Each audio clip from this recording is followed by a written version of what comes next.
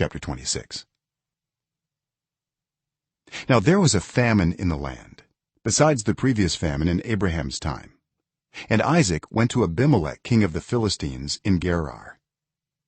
The Lord appeared to Isaac and said, "Do not go down to Egypt. Live in the land where I tell you to live. Stay in this land for a while, and I will be with you and will bless you.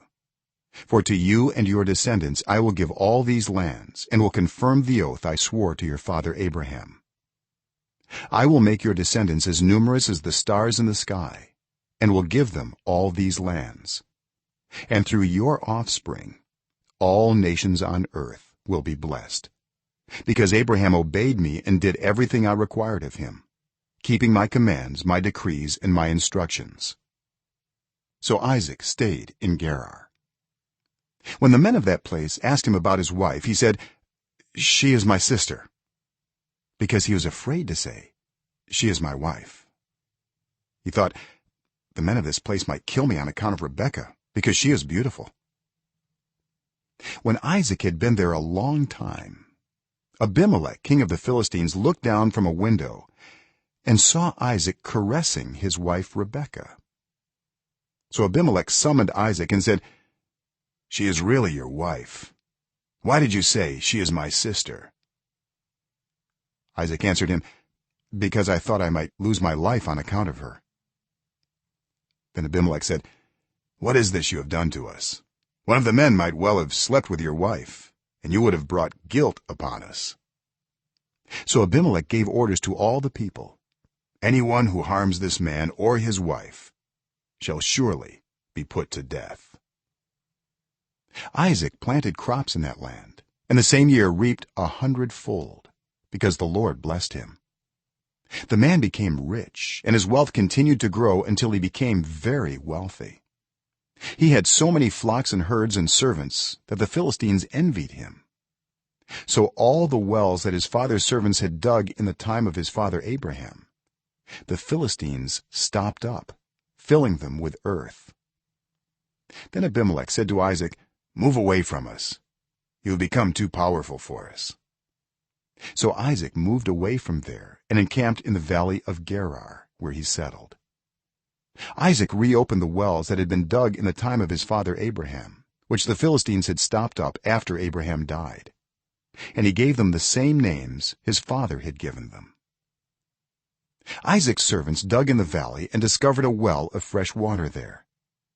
But the herders of Gerar quarreled with those of Isaac and said, "The water is ours." So he named the well Esek, because they disputed with him. Then they dug another well, but they quarreled over that one also, so he named it Sitnah. He moved on from there and dug another well, and no one quarreled over it.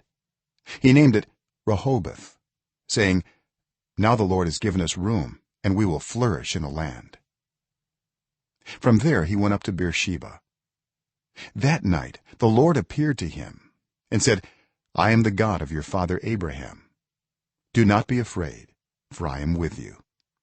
I will bless you and will increase the number of your descendants for the sake of my servant Abraham." Isaac built an altar there and called on the name of the Lord. There he pitched his tent, and there his servants dug a well. Meanwhile Abimelek had come to him from Gerar with Ahuzah his personal advisor and Phicol the commander of his forces. Isaac asked them, "Why have you come to me, since you were hostile to me and sent me away?" They answered, "We saw clearly that the Lord was with you. So we said, there ought to be a sworn agreement between us and you. Let us make a treaty with you, that you will do us no harm, just as we did not harm you, but always treated you well and sent you away peacefully. And now you are blessed by the Lord." Isaac then made a feast for them, and they ate and drank. Early the next morning the men swore an oath to each other. Then Isaac sent them on their way, and they went away peacefully. That day Isaac's servants came and told him about the well they had dug. They said, "We found water." He called it Sheba, and to this day the name of the town has been Beersheba.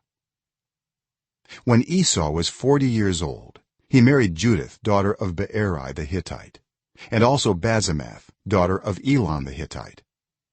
They were a source of grief to Isaac and Rebekah.